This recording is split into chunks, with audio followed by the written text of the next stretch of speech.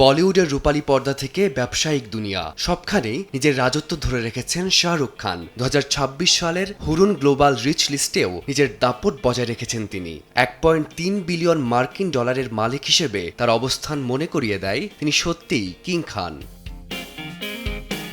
হুরুনের তথ্য মতে বর্তমানের অস্থিতিশীল বৈশ্বিক বাজারেও শাহরুখের সম্পদের পরিমাণ দেশি মুদ্রায় 16,000 কোটি টাকার নিচে নামেনি। যদিও গত বছরের 1.4 বিলিয়ন ডলার থেকে অঙ্কটা সামান্য কমেছে, তবুও বিশ্বের বিলিয়নিয়ার তালিকার কেন্দ্রবিন্দুতে বাদশার অবস্থান অটুট।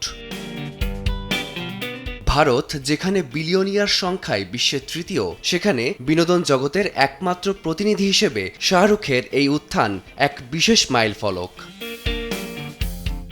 শাহরুখের আকাশচুম্বী সাফল্যের পেছনে রয়েছে রেড চিলিজ এন্টারটেইনমেন্ট ও লাভজনক ক্রিকেট ফ্র্যাঞ্চাইজিগুলোর মতো শক্তিশালী বাণিজ্যিক ভিত্তি। রূপালী পর্দার মোহ আর বিজ্ঞাপনী জগতের রাজত্বকে তিনি এমনভাবে ব্যবসায় রূপান্তরিত করেছেন, যেখানে সিনেমার সংখ্যা ছাপিয়ে তার ব্যবসায়িক দূরদর্শিতাই এখন আলোচনার মূল খোরাক।